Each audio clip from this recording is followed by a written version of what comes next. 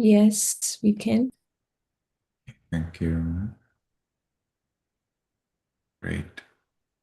So today we will be talking about two jatakas, and that is Varune Dusaka Jataka and Munika Jataka. We'll start with Munika Jataka. These are two stories from the Buddha's time, which are accompanied with a story from a time when the Buddha to be was still training to develop his paramis, his perfections. And in the first case, we are talking about Munika Jataka. This is one of several jatakas that are specifically aimed at saving a monk. So in the case of Munika Jataka, we learn of a monk who wants to disrobe, who wants to become a layperson. And before he does that, before he becomes a layperson, he comes up to the Buddha, or actually the other monks take him to the Buddha, and the Buddha discourages him effectively from leaving monkhood, and the Buddha helps him to stay being a monk through a reasoned talk. So the story of Munika Jataka, however, wants to teach us something more. We learn here that the Buddha to be here is born as an animal, and the Buddha to be here is with a friend, a hardworking ox, and they are watching a pig. This is already from the story of the Buddha to be, not from the last life of the Buddha. And at that time, the friend of the Buddha to be, he is jealous. He's seeing the pig enjoying his time, being fed the best food, and the Buddha to be admonishes him because this pig, although enjoying his time, is actually going to be killed very soon. Moreover, the pig, when killed, will not be the main meal. He will be only an additional meal in addition to the main meal. So in the Buddha's time, in the time of the Buddha, the pig here is actually a human. It's a man who's a monk.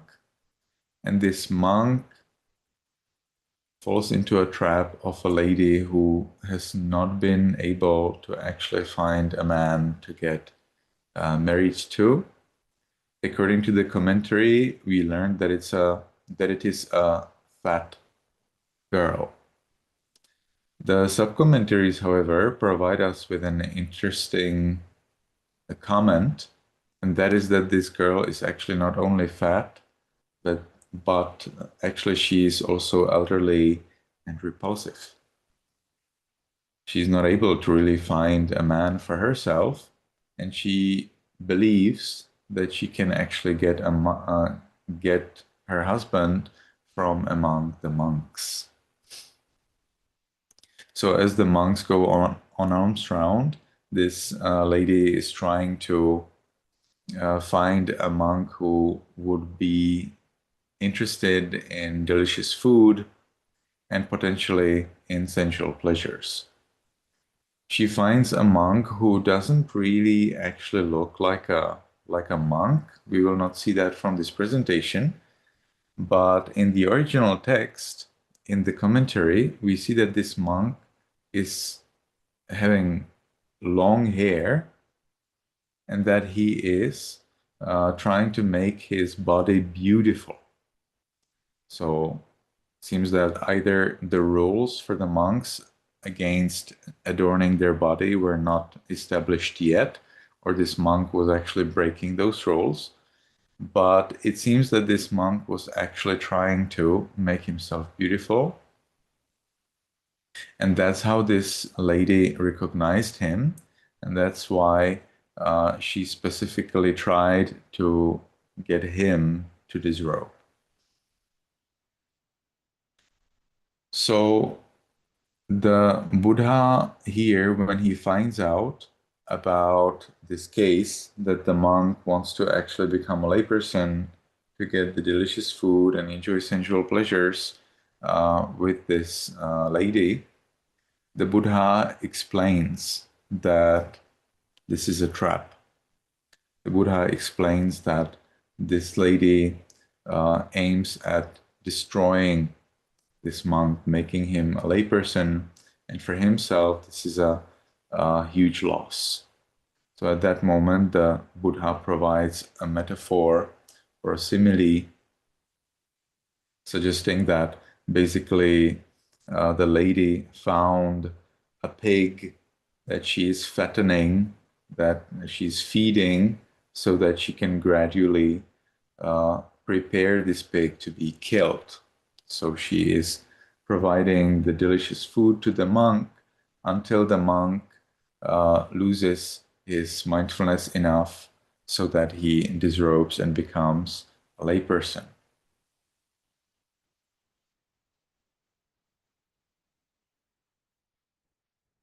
Okay, so here we have the metaphor of the uttaribhanga, a relish or extra dish.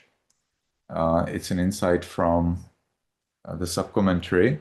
The subcommentary helps us understand that indeed the monk who disrobes for a lady is actually not the main thing for the lady. It's just an additional relish, additional dish, something that the lady doesn't really need, but he's coming there to basically provide her with enjoyment.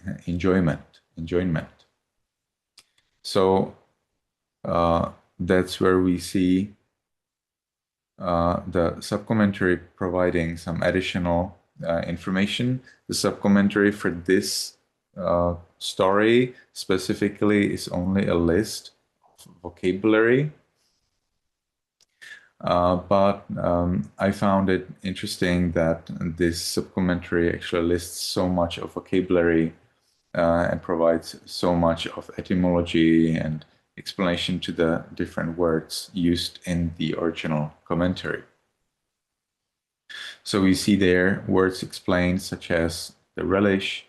So here uttaribhanga refers to an extra dish or seasoning, not the sustaining meal, actually reducing the value of the sacrifice, both of the pig and of the monk as well. Then thrown away after use. So like a garnish, once the flavor is extracted, the side dish is discarded. So here the lady basically is using the monk or the family, the guests are using the pig only for fun. They are not taking that sacrifice seriously or respectfully, but indeed the sacrifice is wasted. And then the humiliation of the monk, prosperity as a death food. The monk's favored status is actually a preparation for his spiritual slaughter. So the monk, just like the pig there, they are supported, they feel that they're loved, that they get pleasure and abundance, but in fact, this is a deception. They are only led toward the end of the most precious thing they just now have. In the case of the pig, it's the life of the pig. In the case of the monk, it's the monkhood. So this was the story of Munika, which teaches us about how it's necessary for a monk to guard the monk life, and also how it's necessary to beware of sensual pleasures because sensual pleasures can lead to downfall. Second story that I have prepared for today is the story called Varuni Dusaka.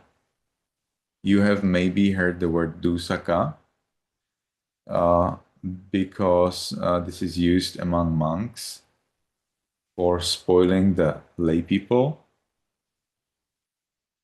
And here also the word dusaka means spoiling, but in a very different context. The story here teaches us that we need to be careful also when we have good intentions.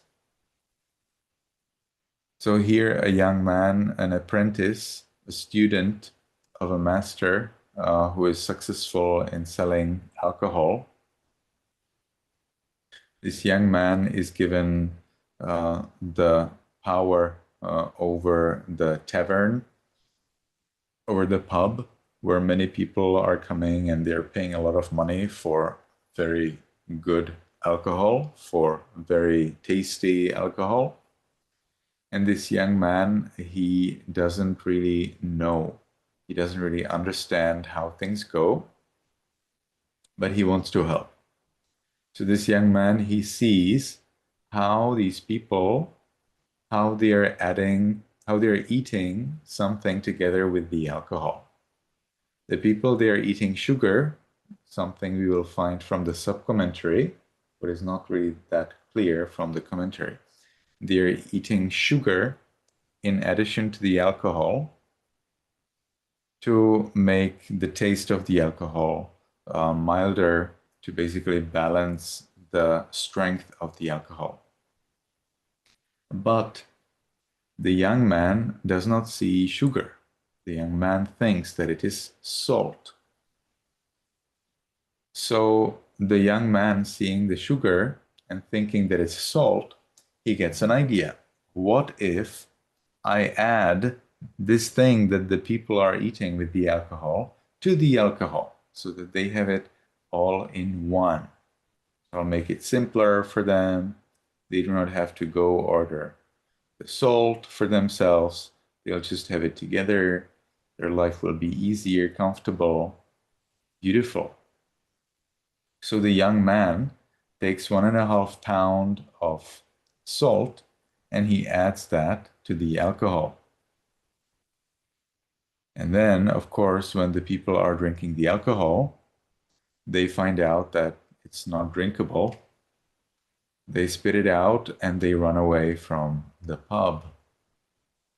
So all of the visitors, all of the customers of the master brewer, they all are gone because what can they drink if all the alcohol is now salty? An interesting point in this case for the sub-commentary is that unlike the previous sub-commentary for Munika Jataka, which basically lists vocabulary and provides us with etymology, this one does not actually list so much of vocabulary. Instead, it lists measures. It tries to explain to us how the different measures during the Buddha's time measure something a little different, or they have a different amount for different regions of that time. So we have the Magadha measure, we have the Sri Lankan measure,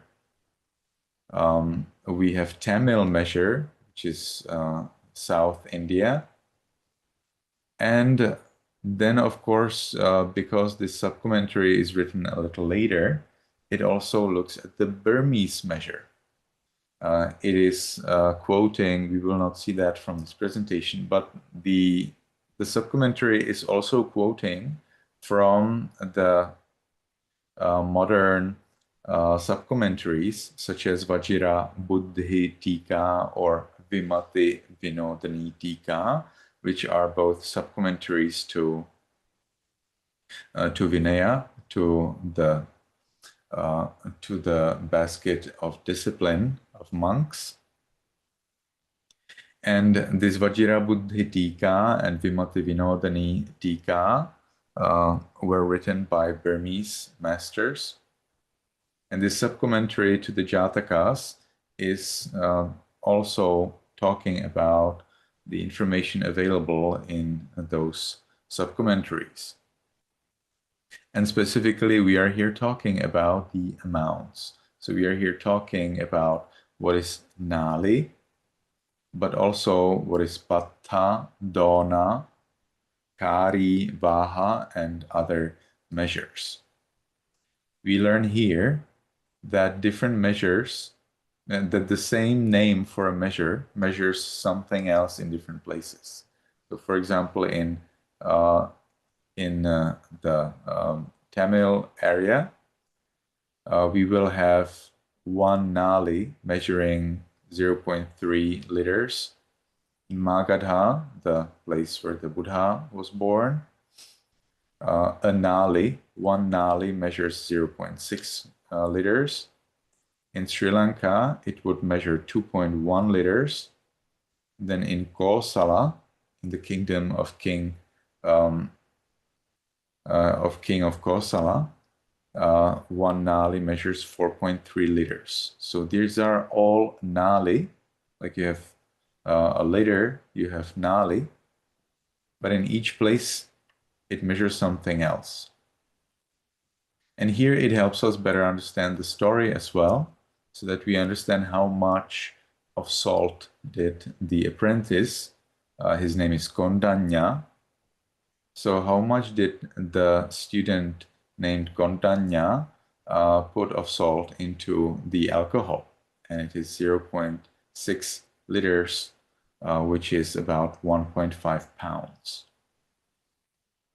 This also helps us better understand how to deal with measurements when it comes to monks' rules. So monks' rules are very often defined through these measurements. And we also have interesting problem with the measurement for monks' bowl, alms bowl. You may have maybe noticed that monks in Sri Lanka have very tiny bowl, tiny alms bowl. Monks in Myanmar have a little bigger bowl than those in Sri Lanka, and monks in Thailand have huge bowls. So why is it? Why in each different Theravada Buddhist country, the monks have such a different size of bowls? In the original scriptures, we see that there are three types of bowls, or three sizes, namely small, middle, and large. But what does it mean, small, middle, and large? And of course, there is the mention of how much of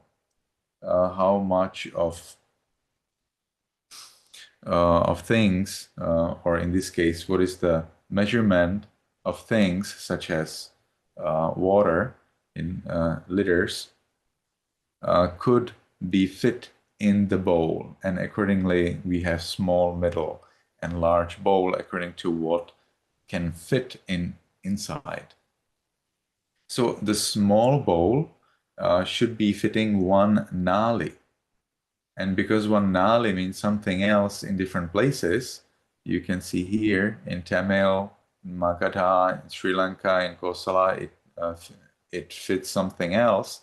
Then obviously different monks, different regions of Theravada Buddhism interpret the minimum size of the bowl differently, and that's why they use different sizes of the bowl.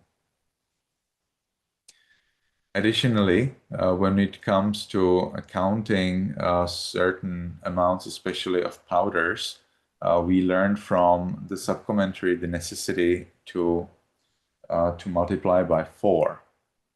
So like today we have decimal system, especially in Europe, where you have 1 centimeter, 10 centimeters become a decimeter, 10 decimeters become a meter, and so on and on.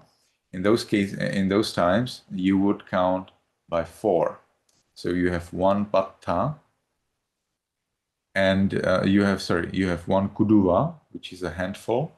Then 4 kuduas would be 1 patta, a bowl. Then 4 bowls would be 1 alhaka, and then 4 alhakas would be 1 dona. 4 donas would be 1 manika. 4 manikas would be 1 kari.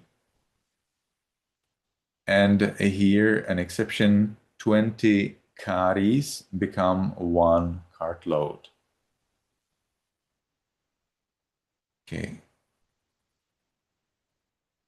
So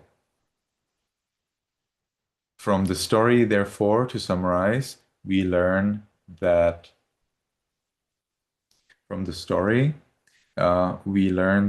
even when we want to do something good, when we want to help others, we need to have sufficient knowledge so that we do not destroy what is already good now. So you don't become like the student Kondanya, who added 1.5 pounds into alcohol. And additionally, we learn here how did the people of the Buddha's time count different measurements.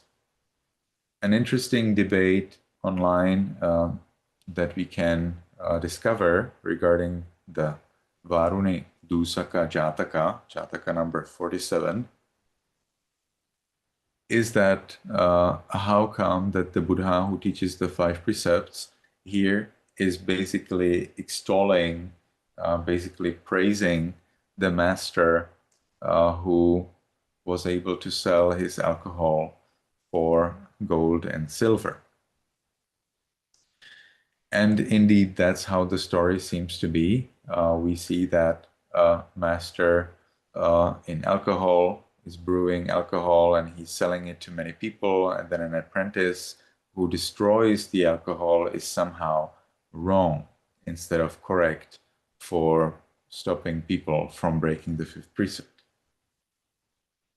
We do not really get any additional gloss or comment on this point, but it's true that the Buddha oftentimes talks about breaking 5 precepts or situations of breaking 5 precepts seemingly positively.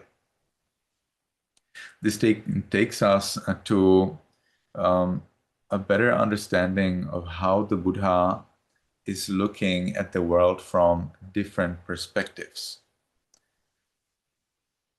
On the one hand, it's possible to break 5 precepts, but apply certain skills. For example, the skill of being careful, or the skill of trying to find a solution that actually works. On the other hand, of course, there are the 5 precepts, following 5 precepts. The Buddha is clearly aware that for some people, following 5 precepts simply is not what they want to do. So the Buddha at least is looking at the aspects of their attitude that could be used by wise people, such as monks. Oftentimes these stories are told to the monks. So like we have in this story, where the Buddha is basically praising the master of the alcohol, that he is able to sell it to so many people for so much money.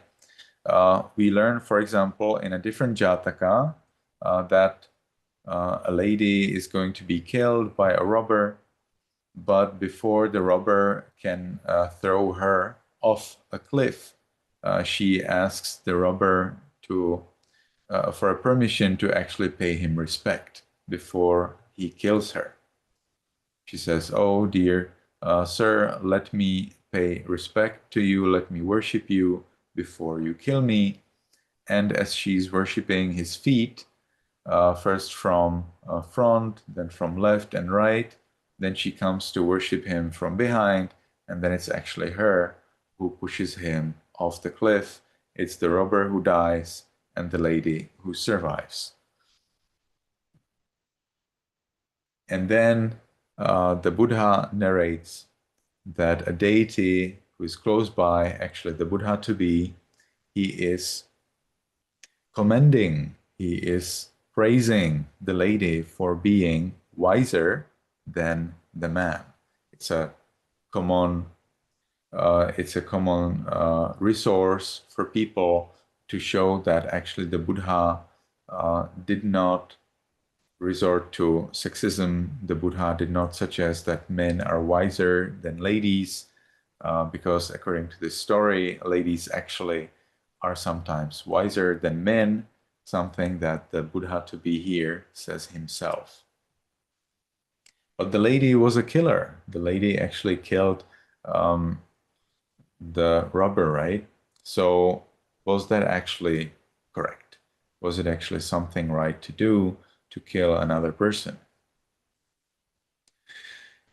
And again, we can see here the Buddha here is taking a story or a situation from the real world where obviously people do not follow 5 precepts, and he is taking that story to show monks. Oftentimes the Buddha teaches this to the monks, so there is no danger of misunderstanding. He is teaching it to the monks, encouraging them to also work on other skills, not just following the precepts. So there are several things into this world that we need to master. One is rules, but the other one also are attitudes and carefulness. And the Buddha is using real stories.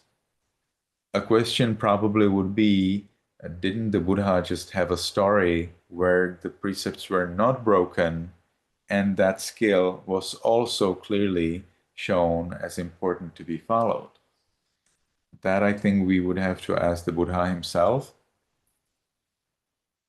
But I believe for a wise person who clearly understands breaking 5 precepts is not a solution, these stories still should be a good lesson in improving our attitudes, improving the way how we are using our knowledge, encouraging us to learn more, encouraging us to be humble, and of course, encouraging us to be careful.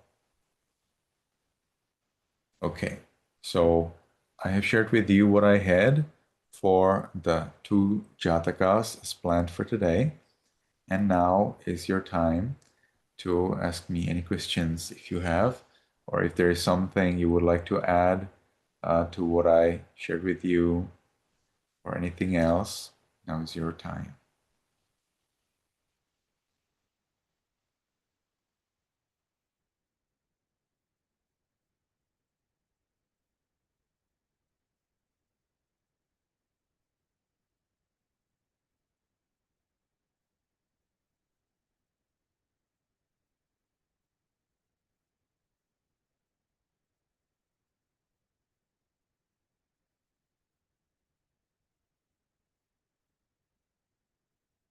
I have a question.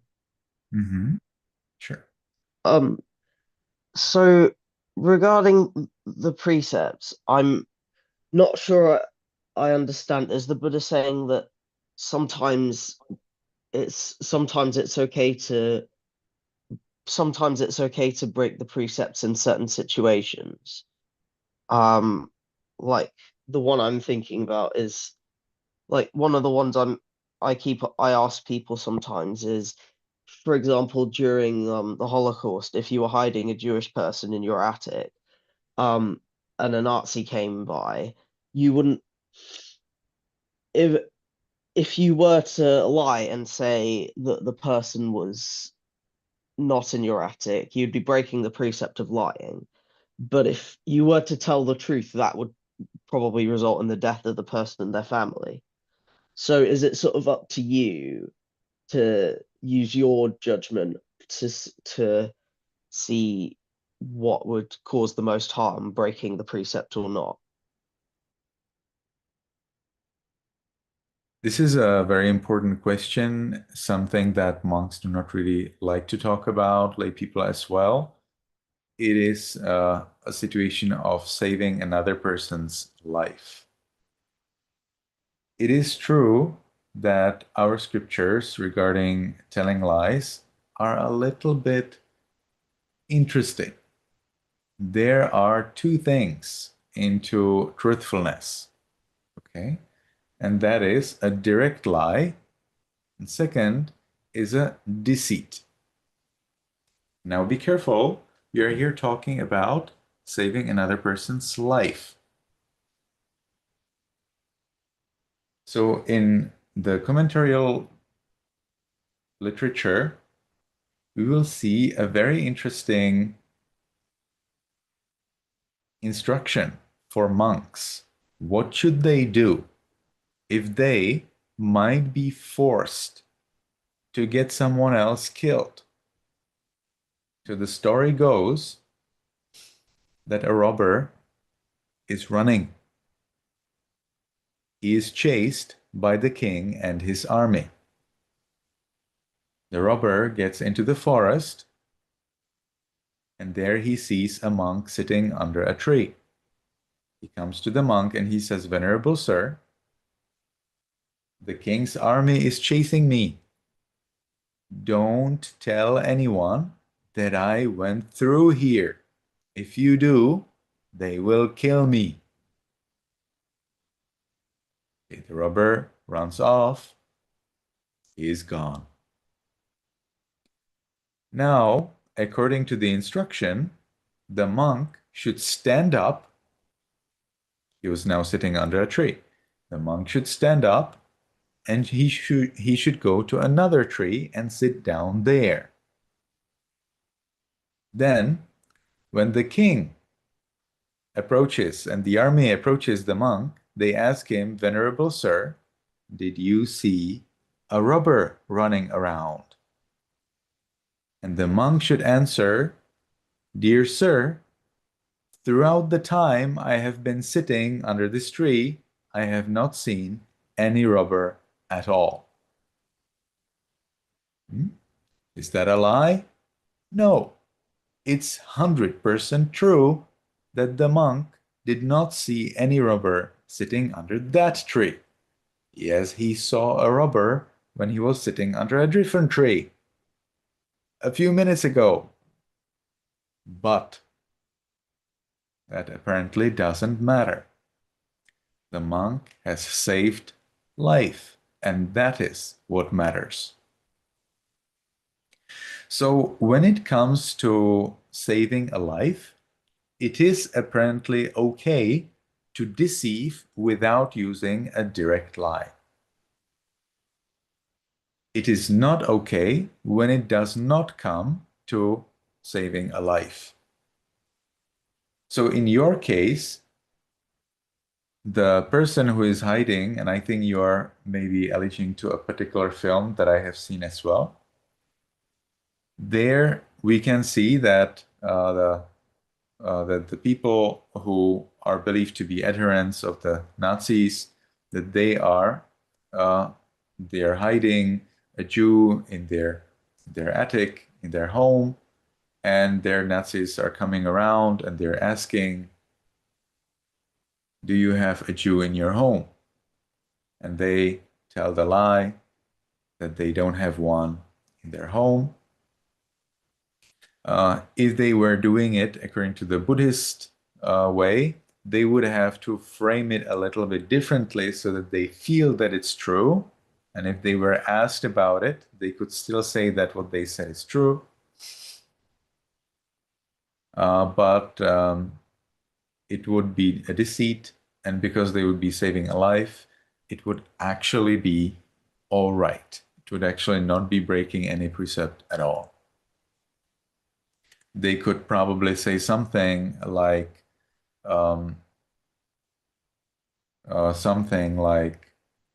okay, so he's, for example, in the attic, and they could say, "We have nobody in the apartment." Okay, so he is in the attic, but they're talking about the apartment, so it's absolutely true. Or they could say, "I rarely ever even see a Jew." So they're not talking about whether they are hiding a Jew, they're talking about seeing a Jew. They're rarely seeing Jews. And then the Nazis would misunderstand. They would think, of course, you rarely see a Jew, so why would you even hide them? So again, they would basically cause a kind of misunderstanding through which the other person would be effectively deceived. But the life would be saved. So in Buddhism, as long as it is not a direct lie, it is all right. Now you know it. From now on, you know it. But usually people don't know it. So that's also important to consider. Now, if you live in a culture where people know it, such as if you live in Myanmar, where people know that they don't want to tell a direct lie, but they can actually deceive, then it's a little bit harder because people will try to squeeze you to tell them the direct thing so you do not like run around. And in that case, of course, it doesn't work very well because you know, hey, this person, they're not going to tell me the direct lie, they will be going around and round. So you squeeze them further and further until they either tell the direct lie or they tell you the truth. So in that case, of course, this deceiving doesn't work. And there is no other solution or something else that you could do as far as I know.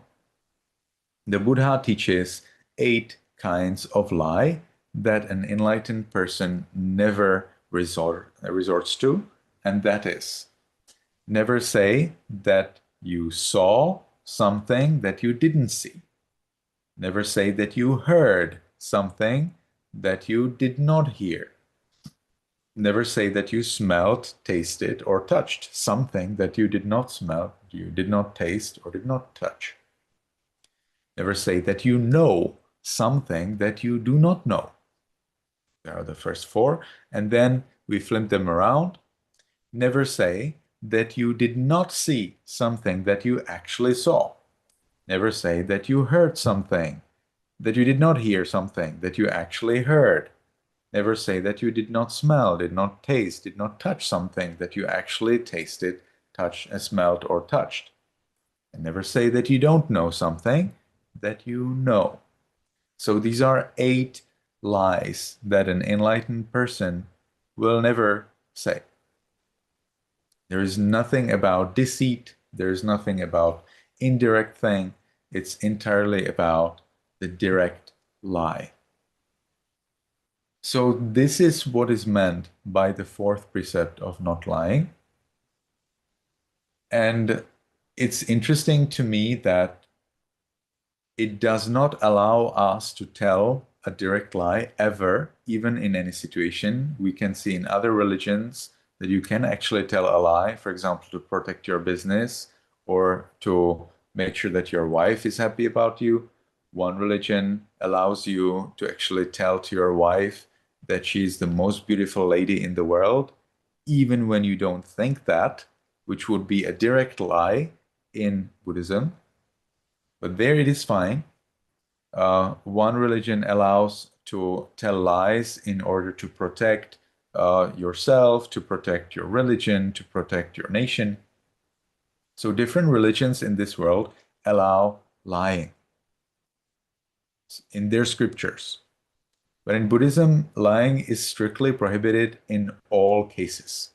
However, it's possible to use the complexity of language to deceive the other person so that you save life of another one. Is it clear? Is this what you were asking about?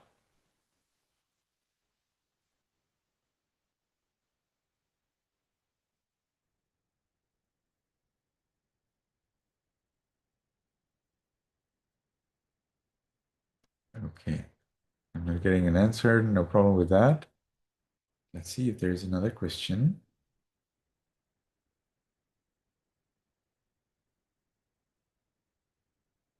We still have plenty of time. If you have anything you'd like to ask, you can.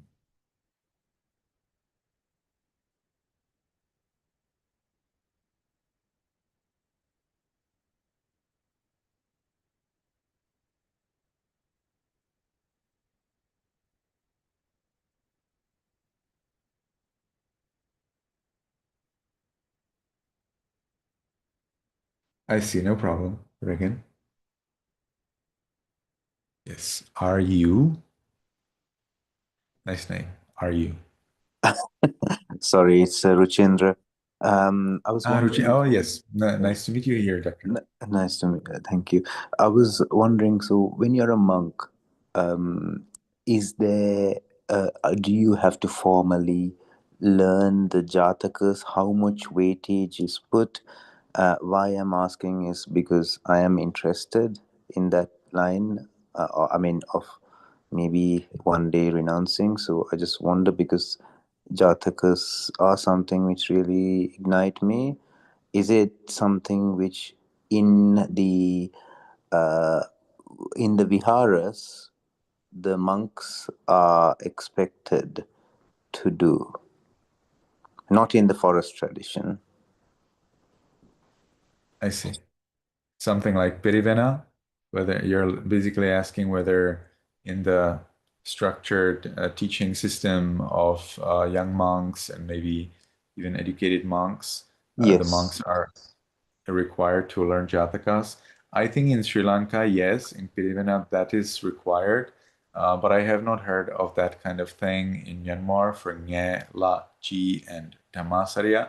You definitely will know Jatakas because they basically serve for you as a break. So when you take break from learning, you are reading Jatakas, you're reading stories, you're listening to another monk teaching Jatakas and Dhammapada stories. So you actually will learn them in the process of memorizing, most importantly, if it is Myanmar, Vinaya and Abhidhamma, and if it is Sri Lanka, you're memorizing uh, a lot of Pali literature, Pali grammar, and the philosophy of Suttantas. In Sri Lanka, you would be memorizing certain suttas, you would be memorizing Dhammapada, the over 400 verses of Dhammapada. You would be memorizing. You would be memorizing other things like that, especially from Sutta, from Kuddaka Nikaya, and in Myanmar, you would be memorizing things from Abhidhamma, such as Patthana and different lists of things, and of course Vinaya and Pali grammar as well. You would memorize, especially Pali grammar. You would emphasize Pali grammar if you were preparing yourself for the Abhivangsa exam, which is very highly respected, but which consists especially of Pali grammar and Abhidhamma. But Jatakas really serve as a break time. You take it to refresh yourself, to enjoy your time. So Jatakas are not memorized. And I think it would be pretty rare to find anyone who's actually memorizing the verses or even the stories of the Jatakas. It seems that in Sri Lanka, in the universities, studying Jatakas is one of a favorite way how to write your theses, because in Jatakas there are so many things. Then you can just take a theme and somehow it will be covered by the Jataka, so you can then easily write a thesis about that. But that, of course, is not memorizing. What monks must memorize, regardless of whether they are in the educational environment or whether they are in the forest or, let's say, meditational environment, they definitely must memorize the Patimokkha, the 227 rules. Originally, they had to memorize also the rules of nuns, the Bhikkhuni Patimokkha, the 311 rules. But in Myanmar now, because it's believed that bhikkhunis do not exist anymore and that they will never exist anymore during this life of ours, then monks are actually not required to memorize the 311 rules by the general, let's say, cultural expectation. They do have to memorize them for exams, to pass their exams from Vinaya and so on. That is true. They do have to memorize it for that. Additionally, according to the Vinaya Pitaka, monks are supposed to learn 5 things in order that they can free themselves from the service to their teacher and they can themselves become teachers. So they have to memorize the Bhikkhu Patimokkha, 227 rules, Bhikkhuni Patimokkha, 311 rules. They have to memorize or master the the official procedures, such as ordaining a monk or punishing a Sanghati monk, or establishing a permission for a monk to build a monastery themselves and so on. So these procedures, these official procedures, have to be memorized or mastered as they are described in the Mahavagga and Chulavagga. So we have these procedures clearly explained in the 5 books of Vinaya Pitaka, specifically Mahavagga and Chulavagga.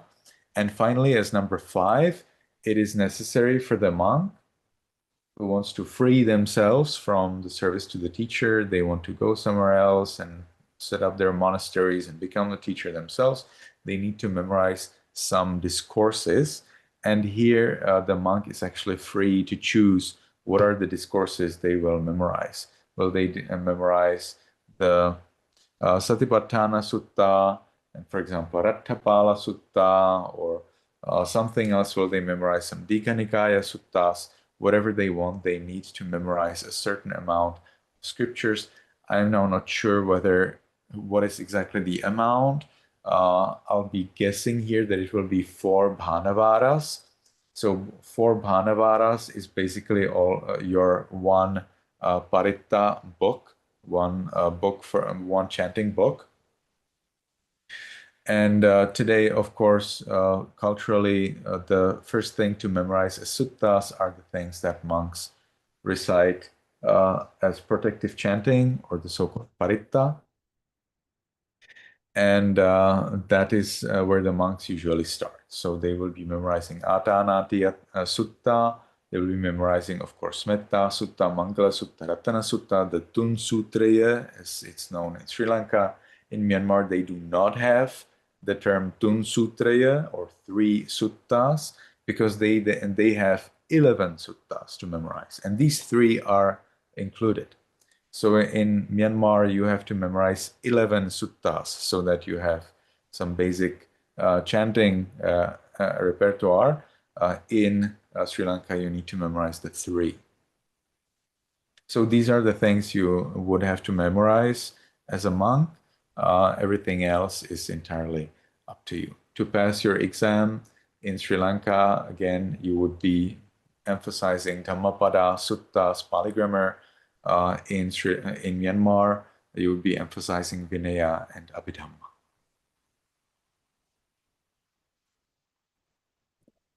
Thank you. Can I just ask whether the Jatakas have overlap with Vinaya? So, like, do reading the Jatakas help, or with the Vinaya, like, how much is the overlap? I would recommend, because this is up. You will probably later find out that it's up to your attitude. I recommend 0%, and I recommend that including the suttas as well. So we will sometimes see things in the suttas, and Jatakas are actually part of Kuddaka Nikaya, so part of suttas.